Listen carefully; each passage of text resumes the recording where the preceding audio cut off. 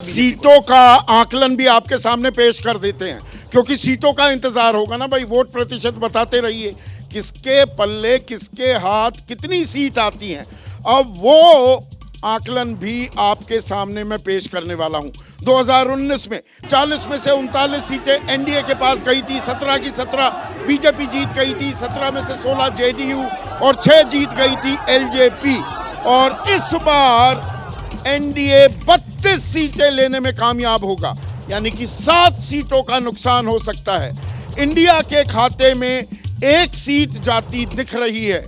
अब यहां पर यह भी देखना होगा कि कांग्रेस के खाते में कितनी जा रही है, आरजेडी के खाते में कितनी, और एनडीए में बीजेपी के खाते में कितनी, जेडीयू के खाते में कांग्रेस कितनी। के खाते में केवल 7 आरजेडी की, जो बहुत स्पष्ट है। आरजेडी जमा वाम खेमा, आरजेडी जमा वाम खेमा उनके कांग्रेस के खाते की केवल 1 है, किशन उसके अलावा दूसरी नहीं है। ठीक है। नंबर दूसरी चीज कि जो चीज हमको आंकड़ों में दिख रही है, महाराष्ट्र में और बिहार में दोनों में इसकी काट जो एनडीए के अंदर वो कैसे निकालेंगे मुझे नहीं पता। मेरी दिलचस्पी इसमें भी है जी। कि बीजेपी को कितनी सीट मिलेंगी। एग्जैक्टली बीजेपी को मैं ये तब बताऊंगा जब बीजेपी बताएगी कि मैं कितनी सीट पे लड़ेंगे हम। 16 कारण सीट ये का है, आंकड़ा अगर 16 है तो बीजेपी 16 की 16 निकालेगी। देखिए हाँ। बहुत सीधी सी बात आपको बताएं, महाराष्ट्र और बिहार में एक ही गुत्ती अटकी है, बीजेपी के टिकट पे जो लड़ेगा उसको ज्यादा सफलता मिलेगी, अलायंस पार्टनर्स के टिकट पे शायद उतनी सफलता नहीं। जेडीयू वो कामयाबी हासिल ना कर पाए संजय जो 2019 में की थी।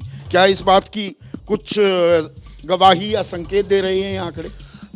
2 चीजें संकेत दे रहे हैं। अगर आप 2019 में इसी गठबंधन का वोट जोड़ें, जो त्यागी जी कह रहे थे, तो तकरीबन 57-58% था। अभी के सर्वे का आकलन है कि उनका वोट 50% है, 8-7-8% नीचे जाता हुआ दिख रहा है। मुझे लगता है इसमें जेडीयू की गिरावट का पुट है, जेडीयू नीचे जा रही है, जिस बात का जिक्र कई सर्वेस कर रहे हैं और हकीकत भी है।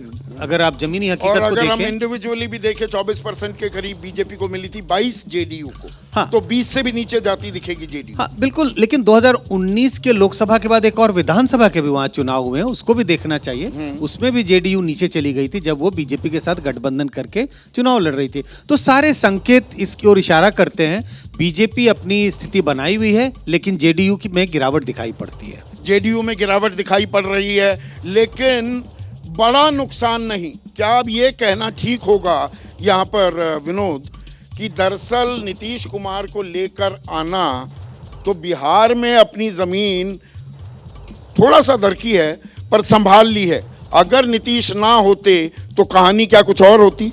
यही करती है बीजेपी की, तो स्ट्रेटेजी यही है। मैंने शुरू से मानता हूं कि भारतीय जनता पार्टी ने जो अभी गठबंधन किए हैं, मैं उनको एक बार आपके शो में एम्बुलेंस चेजर्स भी बोला था मैंने। हाँ। कि जो इनके सरगना हैं इन पार्टीज के, वो अपनी लास्ट इनिंग्स में है।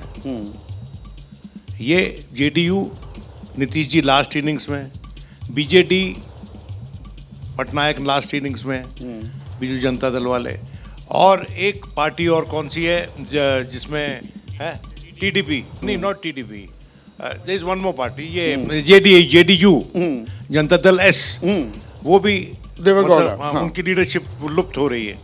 तो जिन जिन पार्टीज की लीडरशिप लुप्त हो रही है, वहां पर भारतीय जनता पार्टी अवतरित हो रही है। वो उनकी जमीन समेटना चाहते हैं जब उनके दिवंगत होने के बाद, हाँ। राजनीतिक तौर पे या फिजिकली। तो मेरा यह मानना तो है, सिर्फ एम्बुलेंस चेजर्स क्या, फिर तो क्रेडल स्नैचर्स भी कहेंगे आप बीजेपी को कि भाई जयंत चौधरी को लेकर आ गए। नहीं नहीं नहीं, तो वो क्रेडल स्नैचर नहीं, वो देखो ये बाल्कनाइजर्स भी हैं, ये पार्टीज को तोड़ रहे हैं। बाल्कनाइजर्स हैं, जैसे इन्होंने शिवसेना को तोड़ा, हाँ। तोड़ दिया वहां पर। तो उसी इन्होंने तरह सारे घोड़े खोल रखे हैं, विपक्ष को किसने मना किया ऐसा घोड़े है कि खोलने से? विपक्ष जो है, इसीलिए आज के दिन नीतीश जी की जो इम्पोर्टेंस थी भारतीय जनता पार्टी के लिए, वो अहम थी। क्योंकि उनको ले गए वो, हाँ। तो धुरी चली गई। हाँ, ताश के पत्तों की तरह है, तो दहा दिया। वो सुपरस्ट्रक्चर और में कांग्रेस पार्टी ने जो भूमिका निभानी चाहिए थी, वो बदकिस्मती से नहीं निभाई। उनको शर्म आनी चाहिए अपने कॉन्डक्ट पे कि अगर एक आदमी, आपका एक अहम व्यक्ति चला गया वो छोड़कर, तो कमान संभालनी चाहिए थी ना। हाँ। कुछ करना चाहिए और था। संयोजक ही बना देते तो उसमें क्या दिक्कत? देखिए संयोग, ये बात इतनी सिंपल नहीं है। त्यागी जी पूरी बात नहीं बताते हैं तुमको। नहीं, देखिए, पूरी बात वो मुझे नहीं मालूम है। वो वो- मल्लिकार्जुन खड़गे का ये- नाम आ गया। ममता बनर्जी नहीं, बैठक नहीं, में नहीं, थी नहीं, नहीं ये जी, इतना उनको simple- आपत्ति है। लेकिन नीतीश जी का रुकना इतना सिंपल नहीं था भाई।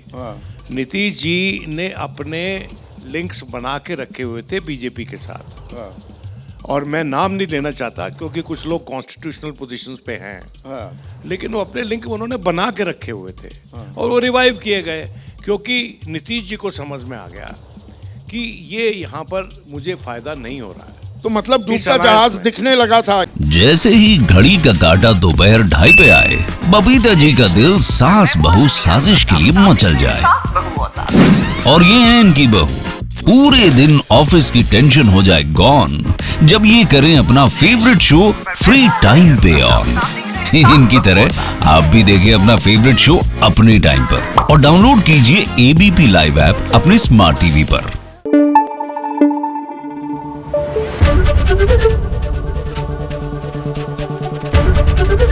एबीपी न्यूज आपको रखे आगे।